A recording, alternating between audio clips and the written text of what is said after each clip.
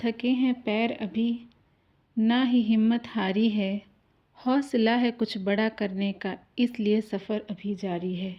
तो hello friends, good morning. कैसे हैं आप सब? आशा करते हैं आप सब बहुत अच्छे होंगे और अपनी पढ़ाई लिखाई में मस्त होंगे और मन लगा के अपनी पढ़ाई कर रहे होंगे। एग्ज़ाम बहुत ही करीब है तो पूरे जी जान से लग जाइए। कोई भी मौका चूकने ना पाए और किसी भी चीज़ में आप चूके ना, जिससे बाद में जो है वो पछताना पड़े। अपनी कोशिश पूरी करते रहिए, 100% देते रहिए और आगे तो नसीब जाने कि हाँ क्या होना है, लेकिन अपने कर्म से पीछे नहीं हटना है, क्योंकि किस्मत भी उन्हीं की बनती है जो कि अपना कर्म करते हैं। घर बैठे हुए कोई भी आपको रोटी दे के नहीं जाने वाला है। जब तक आप बाहर नहीं निकलेंगे, अपने कदम नहीं बढ़ाएंगे, 2 पैसे कमाने की कोशिश नहीं करेंगे, तो आपके मुंह में कोई निवाला डालने नहीं आएगा। आपको अगर रोटी खानी है तो उसके लिए रोटी बनानी पड़ेगी। अपने आप ऐसे ही घर में आटा रख देने से रोटी नहीं बन जाती है। इसी तरह से सिर्फ़ किताबें ले आके घर में रख देने से एग्ज़ाम नहीं क्लियर हो जाएगा। उसके लिए किताबों को खोलना पड़ेगा और उसे पढ़ना पड़ेगा, समझना पड़ेगा और अपना टाइम, अपना 100% आपको देना पड़ेगा। अगर 100% आप नहीं दे सकते हैं तो फिर एग्ज़ाम में आप चूक जाएंगे। तो बस इसी मोटिवेशन के साथ मैं भी अपनी जर्नी में निरंतर लगी हुई हूँ कि हाँ, किसी तरह से जब तक, वही कहते हैं ना कि जब तक तोड़ेंगे नहीं तब तक छोड़ेंगे नहीं, वही चीज़ें मैंने अपनी लाइफ में भी कह ले लिया है कि हाँ, अब मैं जब तक किसी एग्ज़ाम को क्लियर नहीं कर लूँगी तब तक मुझे रुकना नहीं है। चाहे कितनी भी बार फेलियर क्यों ना आए, लेकिन कोशिश तब तक जारी रखनी है जब तक कि सक्सेस ना मिल जाए। तो इसी मोटिवेशन के साथ मैं भी अपनी स्टडी कर रही हूँ। तो आज जो है वो मेरी स्टडी, जैसे कि आपने पहले देखा कि मेरी स्टडी आज 11 बजे से स्टार्ट हुई है।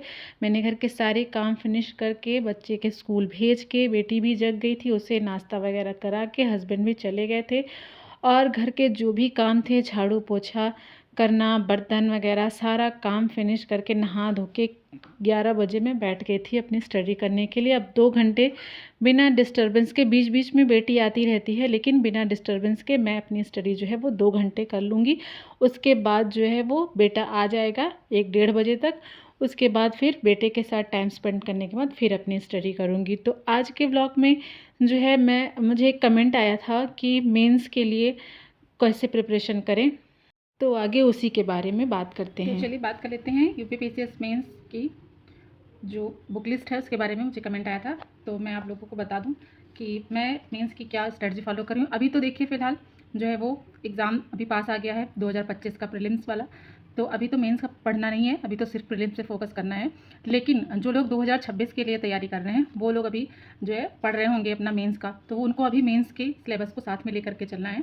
तो उसके लिए क्या करना है आपको, उसके लिए जो बुक लिस्ट है, मेरे पास कमेंट आया था, मैं आपको बता देती हूँ कि मेंस के लिए जो बुक लिस्ट है वो है कि सबसे पहले जान लेते हैं कि मेंस में पेपर कितने होते हैं। तो पेपर टोटल होते हैं 8 पेपर होते हैं, जिसमें से एक हिंदी का पेपर होता है और एक एसे का पेपर होता है और जीएस के 6 पेपर होते हैं।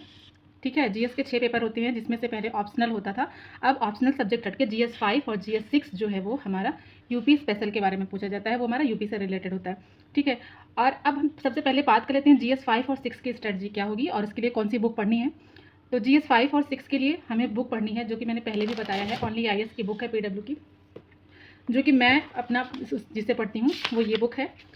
ठीक है, ये बुक है, इससे 5 और 6 पेपर 5 और 6, और जो लोग 2026 की प्रिपरेशन कर रहे हैं, 26 के लिए जो प्रिपरेशन कर रहे हैं, मैं उनको बोलूँगी कि अगर वो अपनी पढ़ाई मेंस के लिए स्टार्ट करना चाहते हैं तो सबसे पहले आप 5 और 6 पेपर को पढ़िए और साथ के साथ आप प्री डे प्रिपरेशन कर ही रहे हैं, जीएस के बाकी सब्जेक्ट पढ़ रहे हैं जैसे कि हिस्ट्री, ज्योग्राफी, पॉलिटी वगैरह पढ़ रहे हैं, उनके साथ आप पेपर 5 और पेपर 6 को पढ़ते चलिए। इन बुक से आप 1-2 मतलब अभी पढ़ते चलिए, रीडिंग लगाते चलिए।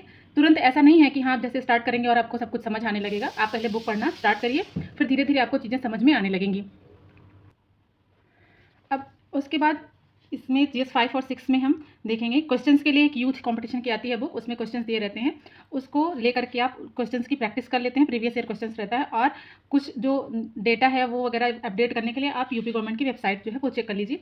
इनसे आपका पेपर जो है 5 और 6 जो है वो तैयार हो जाएगा। उसके बाद आते हैं GS1 के बारे में। GS1 में हमारा कौन कौन सा सब्जेक्ट होता है पहले उसको देख लेते हैं, जिसमें हिस्ट्री होती है, आर्ट एंड कल्चर होता है, हिस्ट्री, आर्ट एंड कल्चर और वर्ल्ड हिस्ट्री, जियोग्राफी रहती है। ठीक है, इसमें हमें क्या पढ़ना है, कैसे पढ़ना है। मॉडर्न हिस्ट्री के लिए हमें स्पेक्ट्रम पढ़नी है, स्पेक्ट्रम बहुत इनफ रहता है, आप उसको डीपली पढ़ लीजिए और इसको आप अभी भी प्री के लिए पढ़ ही रहे होंगे। और आर्ट एंड कल्चर के नितिन सिंघानिया, मेरे पास आर्ट एंड कल्चर की नितिन सिंघानिया की बुक है, मैं आपको दिखाती हूँ, ये है आर्ट एंड कल्चर की नितिन सिंघानिया की बुक। ठीक है, इससे आप आर्ट एंड कल्चर जो है वो प्रिपेयर कर सकते हैं। ठीक है, उसके बाद आता है एनसीएन और मेडवेल के लिए कुछ भी एक्स्ट्रा कोई बुक नहीं पढ़नी, सिर्फ एनसीईआरटी पढ़ लीजिए और पीवाईक्यूज देख लीजिए, क्वेश्चंस कैसे आते हैं उनके आंसर देख लीजिए, ये मोर है, मतलब इनफ है आपके लिए एनसीएन और मेडवेल के लिए। उसके बाद वर्ल्ड हिस्ट्री के लिए ओनली आईएएस की नोट्स आते हैं, ओनली आईएएस का नोट्स आप चाहें तो हार्ड कॉपी ले सकते हैं, अगर नहीं तो फिर आप जो है वो उनके टेलीग्राम चैनल से आपको डाउनलोड कर लीजिए, वो सॉफ्ट कॉपी से भी आप पढ़ सकते हैं। तो मेरे पास ओनली आईएएस की मैंने पीडीएफ डाउनलोड की है।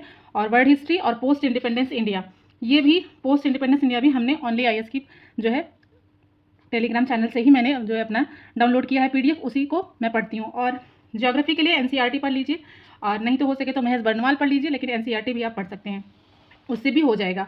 फिर आते हैं GS2 के बारे में, पॉलिटिक, जिसमें रहता है गवर्नेंस, सोशल जस्टिस और इंटरनेशनल रिलेशन।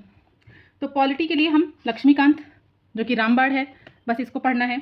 उसके बाद गवर्नेंस जो है विजन के नोट्स ले लीजिए, या आप गवर्नेंस के लिए ओनली आईएएस के भी नोट्स ले सकते हैं, वो भी वहीं से मिल जाएगा आपका। ओनली आईएएस का टेलीग्राम चैनल जो है वो फॉलो कर लीजिए, वहाँ से पीडीएफ आपको आसानी से मिल जाएगी, आप उनसे डाउनलोड करके आप प्रिंट आउट भी निकलवा सकते हैं, या फिर आप ऐसे ही पढ़ना चाहे मोबाइल से या लैपटॉप से, जिससे भी आप पढ़ते हैं उनसे भी पढ़ सकते हैं। सोशल जस्टिस के लिए विजन के नोट्स ले लीजिए, और इंटरनेशनल रिलेशन के लिए आप 365 पढ़ लीजिए, प्लस न्यूज़पेपर तो डेली का डेली पढ़ते रहिए, उससे जो है आपको इंटरनेशनल रिलेशन के बारे में सब कुछ पता चलता रहेगा, तो अब वहाँ से आप इंटरनेशनल रिलेशन कर सकते हैं। ठीक है, ये तो हो गया GS2 के बारे में। अब हम आते हैं GS3 पे। GS3 में हमें क्या करना है, GS3 में कैसे पढ़ना है। GS3 के लिए इकॉनमी है, इकॉनमी कैसे पढ़ेंगे, आप ओनली आईएएस के नोट्स ले लीजिए, या फिर आप एनसीईआरटी से भी कर सकते हैं। ठीक है, इकॉनमी ओनली आईएएस के नोट्स से। और इंटरनल सिक्योरिटी के लिए विजन 365 मेंस की आती है, उसको पढ़ लीजिए, और साइंस एंड टेक 365 से पढ़ लीजिए। और इन्वायरमेंट के लिए तो मैं तो दृष्टि की बुक से ही पढ़ती हूँ, आप विजन के भी ले सकते हैं, विजन के 365 भी ले सकते हैं, लेकिन इन्वायरमेंट के लिए मैंने ये क्विक बुक जो ली है, दृष्टि की क्विक बुक आती है, मैंने उसको लिया है और बहुत अच्छी बुक है, मैं इसी से कर रही हूँ अपना इन्वायरमेंट, जो कि मेंस और प्री दोनों के लिए ही बहुत अच्छे से इसमें दिया गया है, तो आप इससे कर सकते हैं इन्वायरमेंट को। ठीक है, उसके बाद आते हैं GS4 पे। GS4 हमारा क्या होगा, GS4 में क्या करना है, एथिक्स है हमारा GS4 में हम क्या कर सकते हैं कि आप पतंजलि आईएएस की नोट्स आती है, मार्केट में अवेलेबल है, आप ले सकते हैं। और घटना चक्र ले लीजिए, घटना चक्र से आप क्वेश्चंस की पैटर्न को समझ सकते हैं, क्वेश्चन कैसे पूछा जाता है, वो कैसे लिखा जाता है, आंसर वो चीज़ें आप घटना चक्र से समझ सकते हैं, और पतंजलि आईएएस की नोट्स को पढ़ करके। और न्यूज़पेपर से आप कीवर्ड और सारी चीज़ें एथिक्स के बारे में पढ़ सकते हैं, जो कि न्यूज़पेपर के आर्टिकल्स वगैरह से भी आपको काफ़ी मदद मिलेगी। तो ये GS4 के लिए हो गया एथिक्स का। ठीक है, इसके बाद आते हैं ऐसे के बारे में। ऐसे को हम कैसे प्रिपेयर करेंगे, तो ऐसे का सबसे अच्छी बुक मुझे जो लगती है वो है ये निशान जैन की, और निशान जैन की ये बुक है। और ऐसे में बस जो है 3 टॉपिक होते हैं, 3 टॉपिक से आप मतलब 3 जो है पार्ट होती हैं, 3 पार्ट से एक टॉपिक करना होता है, तो उसको आप इस बुक से आराम से प्रिपेयर कर सकते हैं। तो आई होप आपको ये समझ में आया होगा कि कौन सी बुक से हम मेंस की प्रिपरेशन स्टार्ट करें। और अभी आप लोग जो 2026 के लिए तैयारी कर रहे हैं, 25 के लिए तो अब मेंस का पढ़ने का टाइम नहीं है, क्योंकि अब प्रीलिम्स जो है वो पास आ गया है, 2 महीने बचे हैं मुश्किल से, तो उसके लिए अब टाइम नहीं है। तो आप सिर्फ इसके लिए आप 2026 की जो प्रिपरेशन कर रहे हैं, वो सबसे पहले आप ये ओनली आईएएस की बुक उठाइए और पेपर 5 और 6 को अच्छे से पढ़ डालिए। और साथ के साथ आपका जीएस जो है वो प्रिपेयर हो ही रहा है, अब क्योंकि आप प्रीलिम्स के लिए भी तैयारी कर ही रहे हैं, तो पहले आप पेपर 5 और 6 को अच्छे से जब प्रिपेयर कर लेंगे, तो उसके बाद इसमें बेस बनाइए पहले प्रीलिम्स के लिए, और जब बेस बन जाएगा तो आप मेंस से रिलेटेड क्वेश्चंस देख करके जो है मेंस की प्रिपरेशन कर सकते हैं। तो इस तरह से ये मेरी स्ट्रेटजी है और मेरी बुक लिस्ट है जो मैं फॉलो कर रही हूँ। तो आई होप आपको अच्छी लगी होगी, अच्छी लगी हो तो प्लीज़ एक लाइक करिएगा, और चैनल पर नए हैं तो चैनल को सब्सक्राइब कर लीजिएगा।